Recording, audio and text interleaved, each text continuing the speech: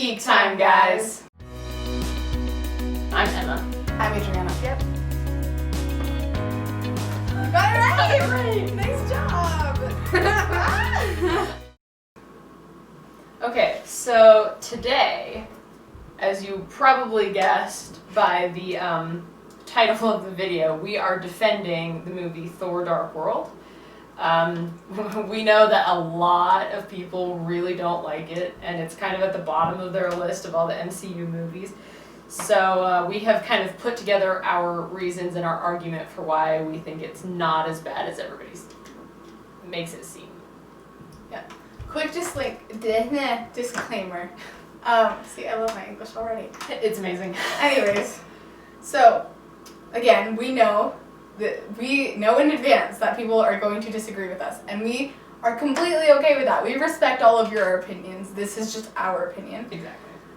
In this video, we are going to be using a lot of quotes from Jay and Ben, who, when they ranked the Marvel movies, put Dark World. Jay put it at the very bottom. Ben put it third to last. So we're just using their quotes and their explanations of the movie as another side argument, just because we don't have another side so we to want argue. to have like the other side's opinion represented, and then it's also kind of going to be the stepping off point for our reasons to kind of explain why we think that those reasons are incorrect. Exactly. But keep in mind, we love Jay and Ben. We hold them in the highest respects. We love, they're the reasons, or part of the reasons we started this channel. So we love them. We're only using their quotes as a starting point so that you guys can find the video and you can find their quotes, and it's not like we're just pulling things out of thin air. Yeah. So also, you are all aware that we love Thor and we're avid Loki fans. We are going to make this as least Loki bias. Yeah. That's what I've decided to call it. I have a very strong Loki bias, as you can probably tell. So all of the notes that I have made, I have tried to limit the amount of Loki bias, although there is some there because, I mean, he is part of the movie, so there is, we try to limit it as much as possible because we don't want that to be, the only factor we're ranking this movie on. So, with that said, let's get started. Yeah. So. Okay. I have probably way too much written down. We'll see how much of it we get to. So, the first thing that I would like to say right out of the gate before I start talking about Jay and Ben is I actually found a website that listed the 5 elements of what makes a good movie. So the 5 elements are characters, plot, themes, attention to detail, and ending. Yes. So kind of just like as we go through this, I've been keeping those in mind, and then I'll add a little bit at the end of things that we might have missed from that list. So, alright. Okay. So, the first quote. So this one's from Ben. He kind of started off the talking about Dark World. He's talking about both of the first Thor movies because for both of them, 1 and 2 were in the bottom. I do agree with them that the first Thor is not it's not great. It's still a decent movie, but it's not. It's definitely amazing. the bottom of the Thor movies. Yes. So I agree with them there. So so this is Ben's quote. The first 2 Thor movies are just underwhelming altogether. He is just a character that is too powerful to put him against anything. These movies struggle with this idea where they want to demonstrate just how great they are. And, whenever you see Thor in battle, especially if it's a montage scene, he goes in and it's just, big dude comes in and screams and spins the hammer and hits him in the head and crumbles into nothing. And it's well, who do you put him against? Yeah, so, I mean, there are definitely valid points with that one, especially in the first one. The first one is pretty much, that statement pretty much perfectly describes the first one, because the whole first one is, oh, Thor's too powerful, we have to take away Mjolnir because that's what makes him powerful. Right. But I think the second one did a good job of avoiding that because they didn't have to take away Mjolnir for him to have an opponent who was worthy of him.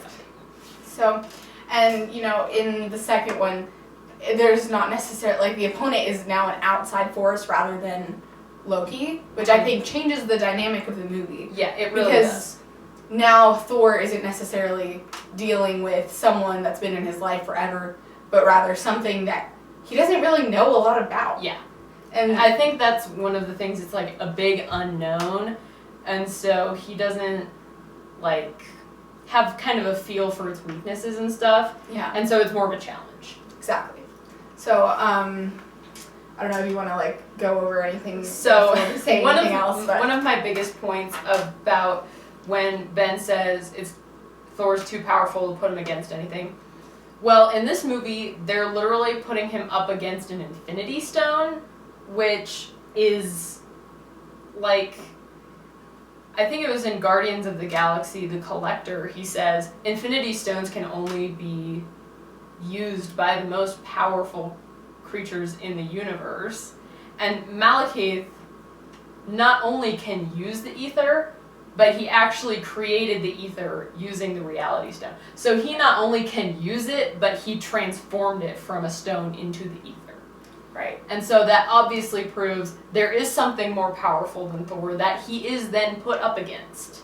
Yeah, and so I think, and that's another thing, it's like, Malekith knows exactly what he's after, whereas Thor in this movie has to deal with, I mean, quite a few bumps in the road before he actually, like, realizes the full, like, span of the situation. Like, I feel like he doesn't actually, like, really take control of the situation until his mother dies. Yeah, that's kind of like the inciting incident, to use authoring words. Exactly. So, I feel like because of that, it changes Thor's power level in a sense, because he has little to no knowledge of what he's doing. Like, they don't even know what the Aether is, really, when it enters into Jane. Yeah, because Odin, like, hasn't been sharing this information with everybody on Asgard. Which he hasn't So done Thor's before. like, what the crap is this? Odin doesn't do that with, like, anything, which kind of just Fair creates point. a lot of Fair problem point. everywhere. But, you know, Okay, by the anyways. way, you have, like, a really evil sister who I locked up.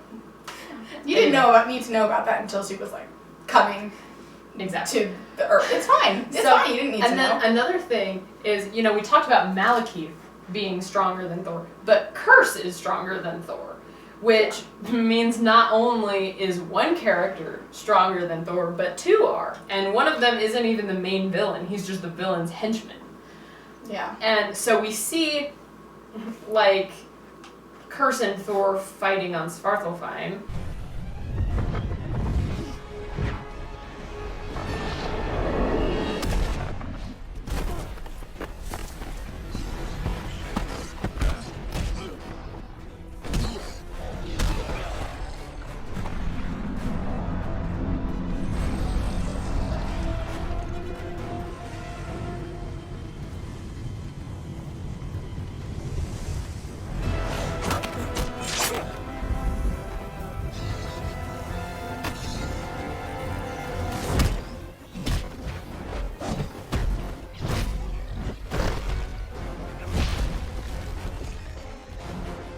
And pretty much there's no competition. Like, Curse is just, like, destroying Thor. Like, Thor gets a couple good blows in, but he also ends up getting, like, trapped under a pile of rocks.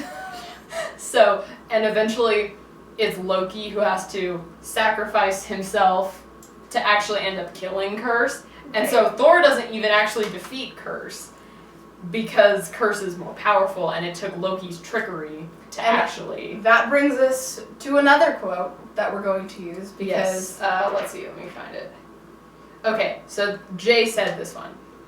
He says, Loki is way smarter than Thor, and I think that's supposed to be the great thing. It's like brawn versus brains. Obviously, brawn wins when it comes to Thor. Which is true in the first movie, again, because it's Thor versus Loki, Loki's brains, Thor wins. However, when you come to the second movie, again, the dynamic has changed. Thor goes to Loki for help, and I think that's where a lot of things changes, and I don't think it's brain versus brawn anymore, and it's more of them... It's more how do you work brains and brawn. Yeah, putting aside their differences so that they can work defeat together. this enemy who can't be defeated by brawn. And then even if it is brains versus brawn, I think in this movie, brains actually wins. Because you see, Loki and the trickery on Svartalfheim, and then when they're in Greenwich, and it's like the final battle, they're using Jane and Eric's technology, which they invented. Therefore, so that would be brains. Yeah. They invented, and that's actually the deciding factor. Like, Thor doesn't kill Malekith with Mjolnir.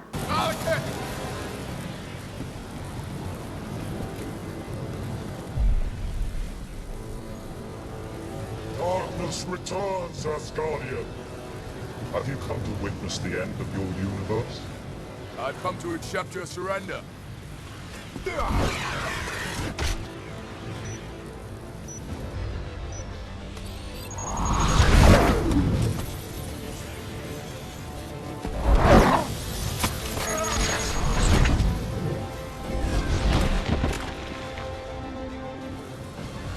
You think you can stop this? The Aether cannot be destroyed. But you can.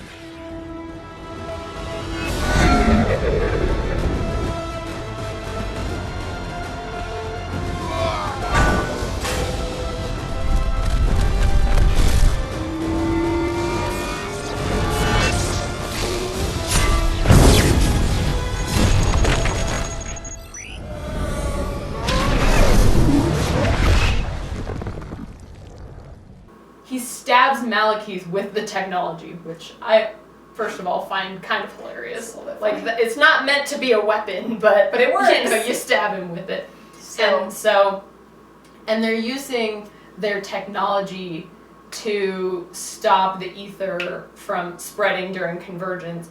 And so, kind of the way that they use the technology is kind of the deciding factor of the final battle. And so it's not even Thor's brute strength that wins, it's the technology that Jane and Eric and Darcy and Ian created. Right, and I think that's, like, such an important factor, because, like, in this movie, it's not necessarily, like, Brain definitely, if we're picking them apart separately, had more to do with it, but there was a good cohesion between the two of them, which I think for Ragnarok is so important, because now you have Thor and Loki, who, although they still kind of hate each other, they are more easily able to put aside their differences and be like, okay, obviously there's no way we're going to do this separately, and we have to, like, team up again. Which is so important, because in Ragnarok, I mean, there were so many times when both of them had their individual moments, but nothing would have worked if they hadn't had those moments, like, of working together in and stages. kind of collaborating. So that's definitely a very important theme that it set up, was the theme of, like, teamwork and kind of just cooperating with other people. Because Malekith, if you'll notice, like, he has a bunch of soldiers and he has Curse, but they're all, like, below him, and he's kind of the sole commanding general of all of these forces. And so he's not really working with other people, whereas Thor, Loki, Jane, Eric, Darcy, Ian, the Warriors 3, Lady Sif, they all team up at one point or another, not all at the same time, but at one point or another to achieve their final goal. And so it's kind of proving that teamwork overpowers somebody working alone, even if they have the power of the Infinity Stone on their side. It's an important theme that they established in Thor Dark World that kind of is the whole basis of the Avengers. Because the Avengers is solely based on teamwork, and so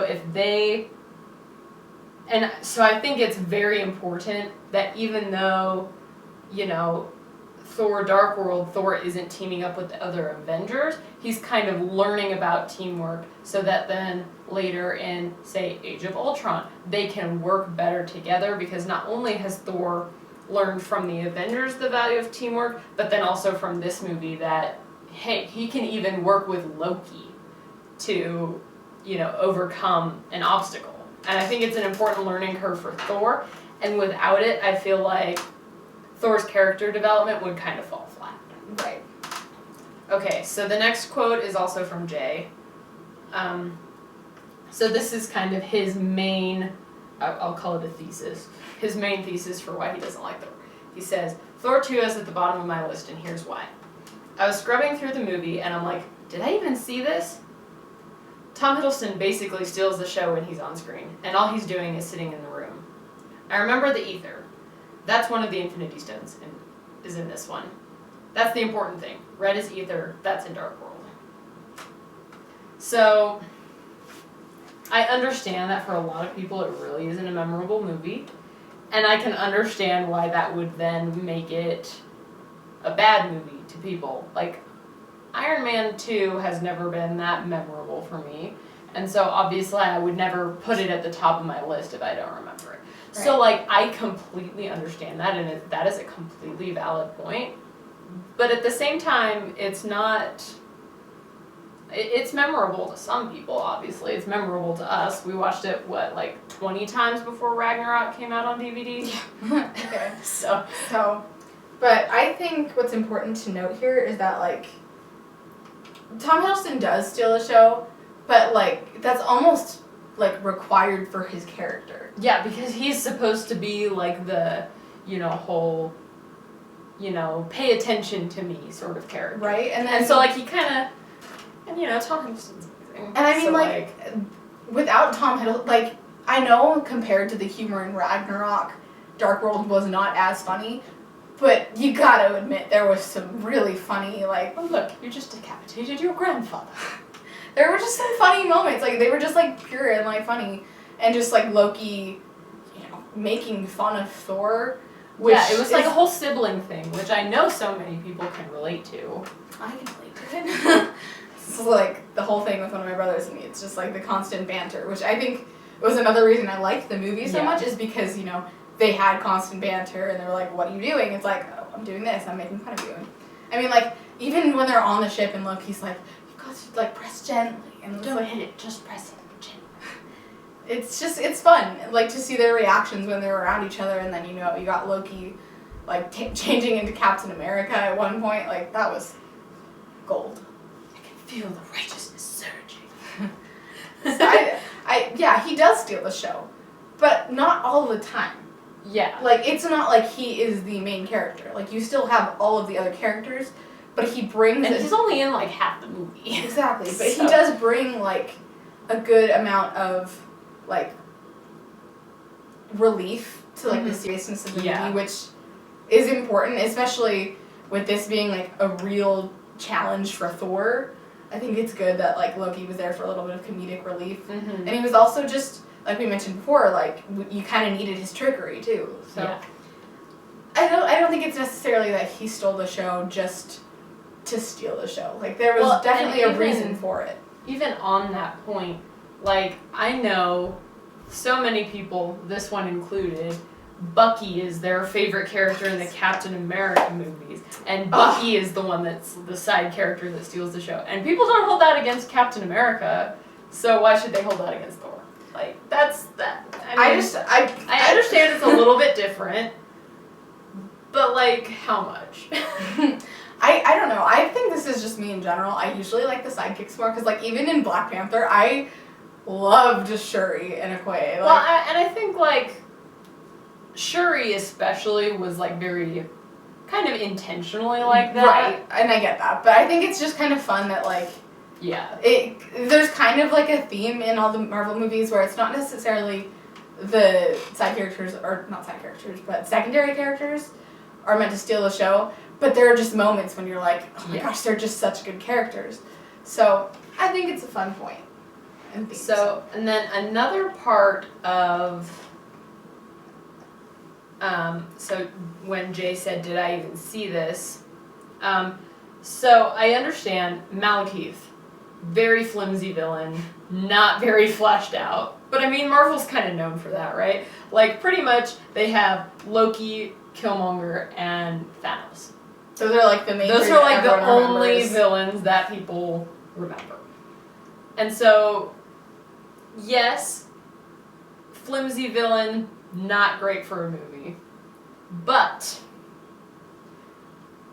I would say that they made up for having such a forgettable villain by having such unforgettable main And I agree with that statement. Because, so yeah, they didn't spend a whole lot of time fleshing out Malekith's character. But there have been interviews with the directors of Dark World and with Tom Hiddleston where literally Tom Hiddleston and, I don't remember her name, the actress that plays Frigga, they came up with a nervous habit that both of them have to show that Loki is his mother's son. And, like, they put so much detail into those characters and their relationship that I feel like it kind of makes up for the lack of detail in Malekith. Because, like I've said, Marvel's known for poor villains, and so for them to have actually spent that effort elsewhere, even if it isn't the villain, I think still shows their attention to detail, even though they're not applying that to their weak spot. And yeah, and I think that's important because, like, Malekith doesn't even show up in the rest of the MCU movies, so it's like He doesn't need as much character development because he's just there for one movie. Marvel's attention to detail is spectacular, even though it's never necessarily everywhere at once. Yeah. So I think it's just like, yeah, they're not perfect, but they invested it in a worthwhile place. Exactly. So I think that is kind of my whole reasoning why, yeah, Malekith sucks. I 100% agree he's a terrible villain. But that doesn't mean that it has to take the whole movie down. Exactly. So now the next quotes that I have are actually from a different video. They're from when Jay was discussing which Infinity Stone was the most powerful, and he was going to talk about the Aether, and in doing so, obviously had to talk about Dark World, because other than Infinity War and Endgame, it's the only time the stone is mentioned. Which, in and of itself, makes it a very important movie to the MCU, whether or not you like it. Sure. So this is what Jay says. Thor: Dark World. It is the one where they realize that Thor's like 14,605 times more entertaining when he's funny and not super serious. Which is 100% true. It's true. like when you compare the first Thor movie versus Ragnarok, it's just so much. Ragnarok is so much better because you now have this character that's not like, oh, I'm a king, I'm a god. Like, he's not like super like regal and serious, and you see his like softer side. You see he just becomes more sensitive. Like he becomes a lovable character. Yeah, and right? You just see the and difference. I feel like that had to start in Dark World, because I feel like if they hadn't kind of started to introduce the shift to like adding humor to the movies, Taika Waititi's vision for Ragnarok would have felt more out of place. Mm-hmm. I still think he would have done a spectacular job because it's Taika Waititi. How could he not? But I think it would have felt more out of place and not kind of felt so cohesive. I think, the first Thor fell flat. There was pretty much no humor. There's a couple funny-ish lines. And then, Avengers, even though it's not a Thor movie, Thor and Loki still have a little bit of banter, and it's kind of fun. I'm listening. And then Dark World, you kind of increase it a little bit more. And so I feel like Dark World kind of just helped the flow. So it didn't feel like you were skipping from like super serious. Yeah. So it didn't make Ragnarok feel so out of place. And so I felt like that was a good thing that they did. And so, Jay is completely right. They realized that Thor's more interesting when he's funny. Okay, this is my last quote. Okay, so Jay says, "What's happening in Dark World, though, is that some dark elves are trying to cast the universe into darkness during Convergence using the Reality Stone, which they're only aware of because Thor's girlfriend happens to accidentally open a portal to its secret hiding place just before Convergence happens." Like, that's the actual plot. And I have so many issues with She has so many notes on this point. I'm just like, it's insane. She has like 2 pages of notes on this. It's fine. So, the first part, I'm going to split it into 2 parts to kind of make it more manageable, and I'm not just going to go on a long rant. So the first part, he says, dark elves are trying to cast the universe into darkness during Convergence. Which is true. That is their main goal. However, I feel like a lot of people don't understand why that's important. They're like, oh, they just want things to be dark. Like, that's a super flimsy motive. But we actually get an explanation from Odin for their true motive, and it's not just, oh yeah, we want everything to be dark. 9 realms are not eternal. They had a dawn, as they will have a dusk. But before that dawn, the dark forces, the dark elves, reigned absolute and unchallenged. Born of eternal night, the dark elves come to steal away the light. I knew these stories Mother told them to us as children. Their leader, Malekith, made a weapon out of that darkness, and it was called the Aether. While the other relics often appear as stones, the Aether is fluid and ever-changing. It changes matter into dark matter. It seeks out host bodies, drawing strength from their life force. Malekith sought to use the Aether's power to return the universe to one of darkness. They actually ruled, at least the galaxy. I don't know if it's galaxy or universe, but they ruled the galaxy in complete and utter darkness before the 9 realms were created. And so they had complete and absolute control, and they used the Aether as kind of their police force, I guess, to like keep everything under their power. Then the 9 realms came along. Odin's father Bor fought the Dark Elves, took the Aether from them, and the 9 realms were, I'm not going to say created, because I'm sure they were created already, but, you know, they became like to the light side, or whatever. So, because of that, now the Dark Elves are bitter. They've spent the last, who knows, 5,000 years regaining their strength so that when Convergence does happen, they have the strength, they can get the Aether, and they can reclaim the domain that they feel was stolen from them. Exactly. So, and I mean, honestly, when you watch Ragnarok and you get Hela's explanation for Odin's, like, how, you know, Asgard became so wealthy and stuff, it's not even hard to believe that it was stolen from them, because that was their whole thing. Like, conquering other, like, worlds and planets was their goal. Asgard's, yeah. So, for the elves, this is a true motive. It's not necessarily a flimsy motive because it has backing. Like, you have Hela's explanation, and then even in Dark World, like, it's not hard to believe that they would do something like that. I mean, that's how empires are created, is by conquering. So they do have a true motive, and I think, like, that kind of adds more depth to the plot as a whole, because people are like, oh, they just want the universe to be dark. But the fact that they're actually just trying to reclaim lost territory, I think creates a stronger foundation for the movie to then grow off of. Right.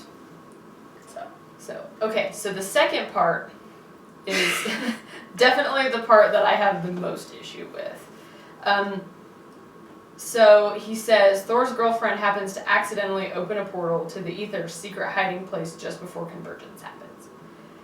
And that explanation of the plot of the movie is so bare bones, and it just doesn't do the plot justice.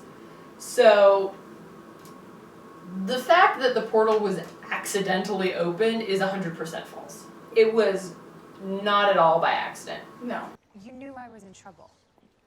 The Heimdall lost sight of you. You were no longer on Earth. Well, how's that possible? I believe you were and you weren't.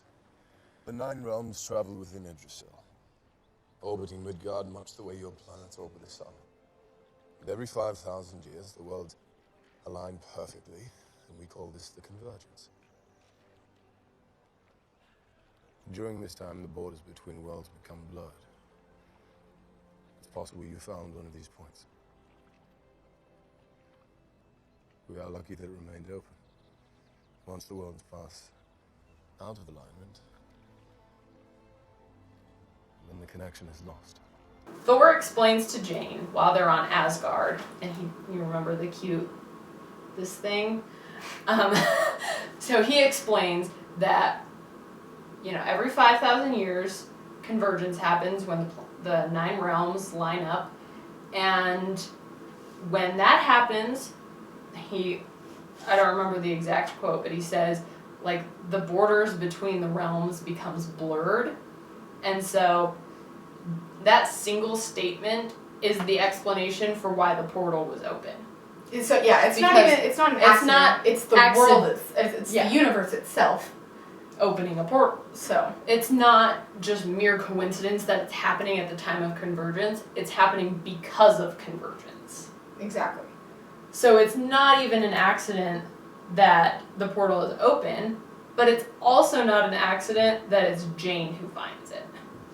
So in the first Thor movie, we see that she has created technology to take some kind of readings, atmospheric, magnetic, whatever. Some sort of readings that helped her track down the Einstein-Rosen bridge. So we know that she has this technology. We know she's smart enough to read it and to understand it.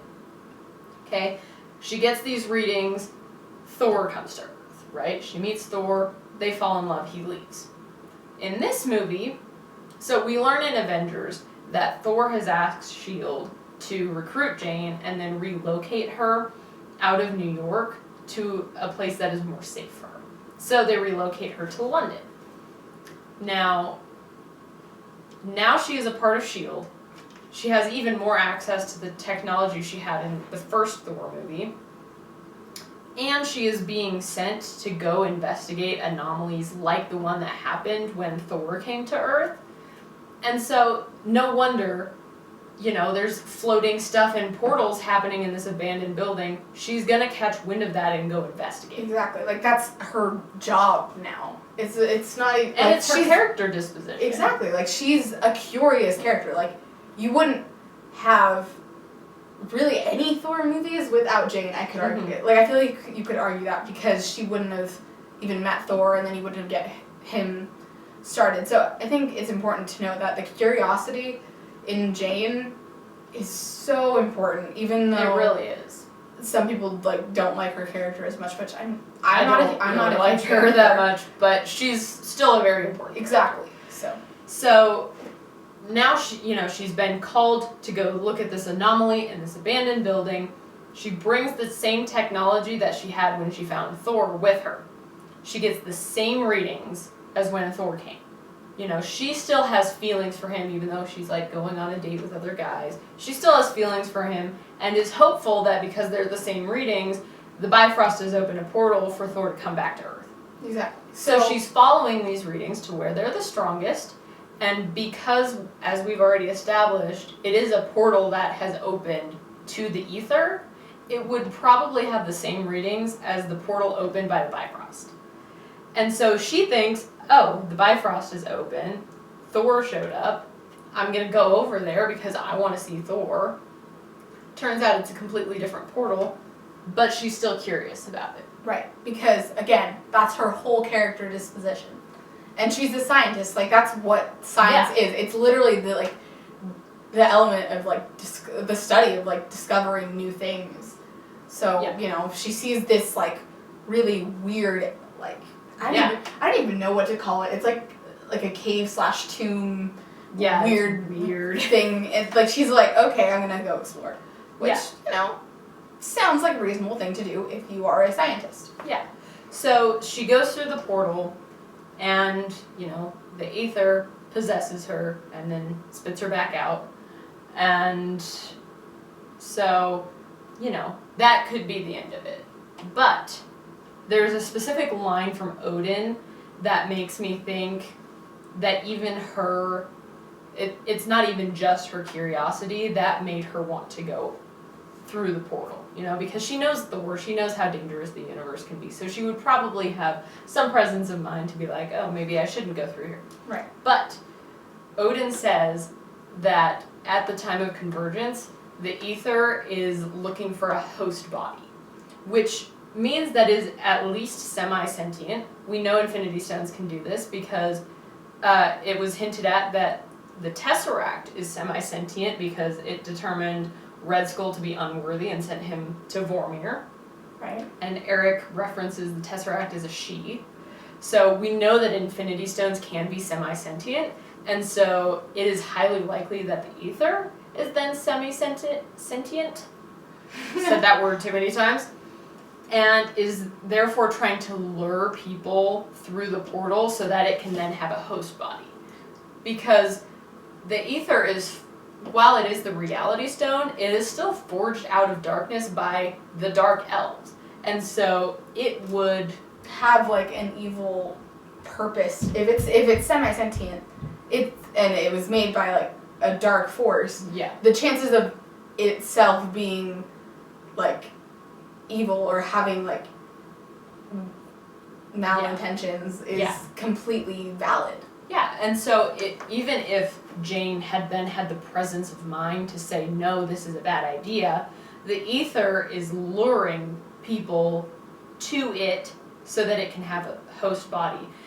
Now, it is probably the most likely that Jane was the one who went, because other people have also seen what happens in places like New York with like crazy stuff happening, and it ends up being like aliens trying to invade. And so they're a little bit more cautious. But Jane, wanting to see Thor, being her curious scientist self, would have gone exploring, and it would have then lured her through the portal. And so it is in no way an accident that she found the Aether at the time that she did. Now, she is incredibly lucky that Thor was having Heimdall watch her. Yes. And like, obviously there are some things in that movie where like, okay, it's a little bit coincidental, but it's not. I mean, what movie have you seen where nothing is coincidental at all? Like, I mean, even like Harry Potter, like, oh, how convenient that the 1 year that Hermione is using a time turner to get to all of her classes is the year that they need to use the time turner to save Buckbeak and Sirius.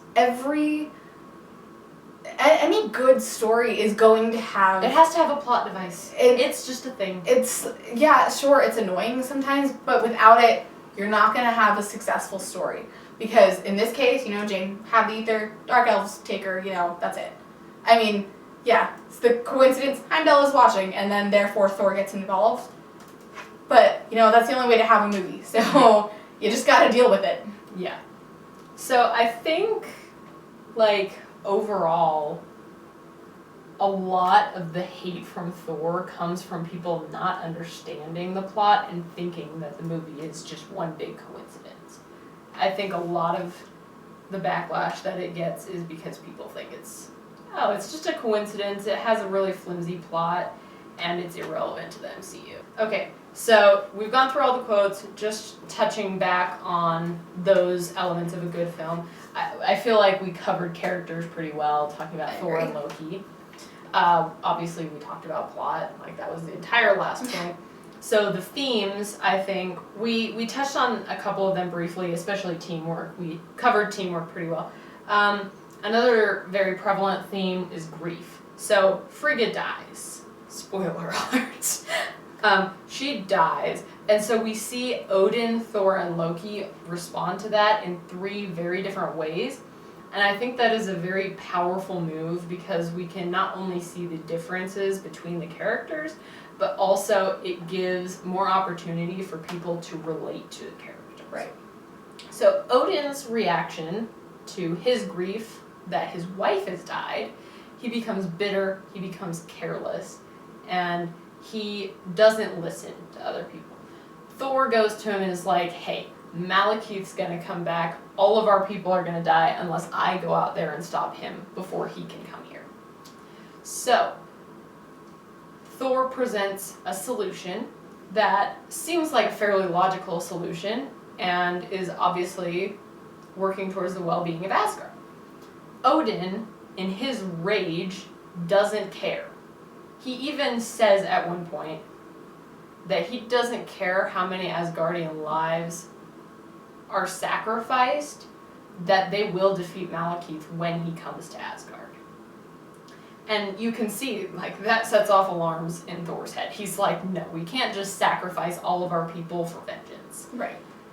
Thor, he does still want revenge, but he's doing it in kind of a more stable state of mind where he's not, let's sacrifice our entire people for revenge. Right. He's like, I will sacrifice myself for revenge.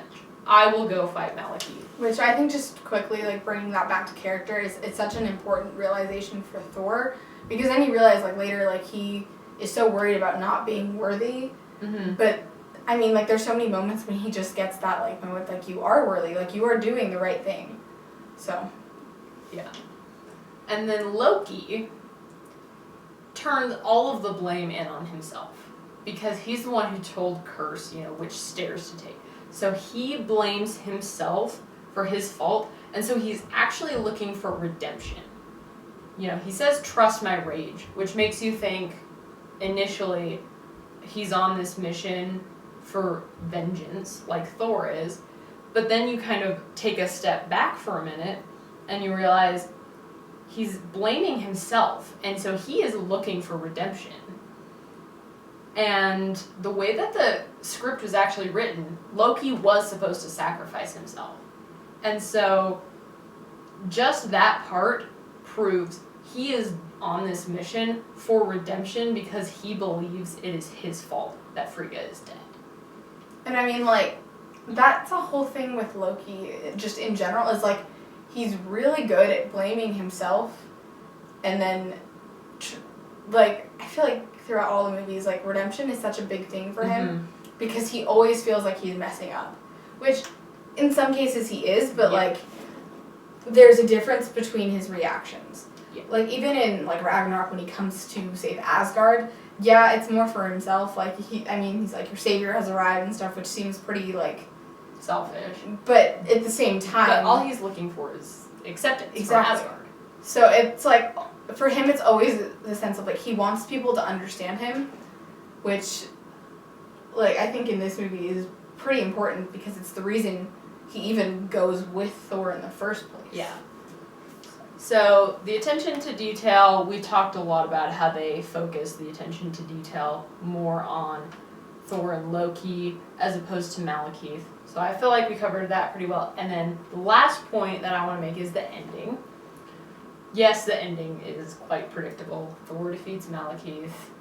The world is saved. Like, that's just how movies work, except for Infinity War, but Infinity War aside, that's how all Marvel movies work, is the world is saved. So yeah, that was predictable.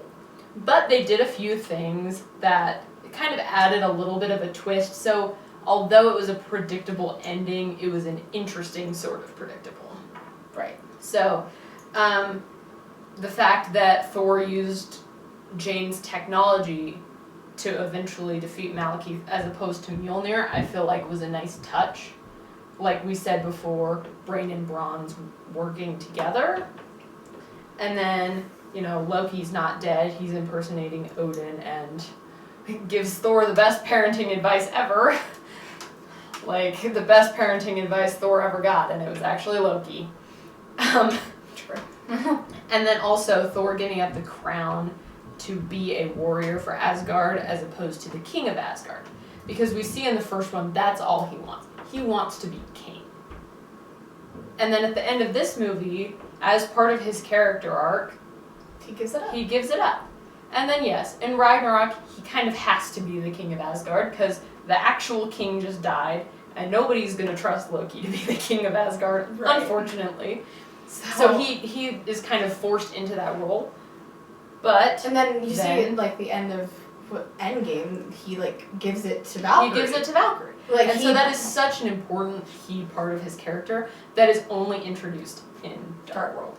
Like, it's the fact that he does care so much about the other people in his life that he'd give up being the one thing that he wanted so badly at first to help save, like, everyone that he can. So I think it's pretty, like, a powerful, meaningful ending, if any. Just I agree. So that is our defense for Thor Dark World. Yeah. Again, we know that not everyone will agree with us, and we completely respect that. This is just why we believe this movie should be And appreciate it. we thought it would kind of make an interesting video because I'm sure we've talked about how much we enjoyed the movie before, and I feel like it kind of helps you guys to get to know us a little better about why we feel the way we do about certain movies, and then also it's just kind of an interesting thing to see other people's perspective on stuff. Yeah, so of course, feel free to comment what you think in the comments. We love hearing you guys' opinions about everything. It's really interesting. Like, Yeah. we'll get, like, the notifications of someone commented and we'll read it and be like, huh, that's actually, like, really interesting. I never thought of it that way. Of course, leave, I don't care, leave why you hate Dark World in the comments. Like, it'll be interesting for us to hear even more of other people's perspective, because obviously the quotes that we got from Jay and Ben, their whole video wasn't about why Dark World's like. Exactly. And so it'd be interesting to see, like, a more detailed explanation. So Yeah, so if you guys have any comments, good, bad, for Dark World, please let us know. We will be very happy to read them. And then just one final note. I went through the comments on Jay and Ben's videos, and, well, thankfully me and Adriana are not alone in our opinions. So here you go. Yes.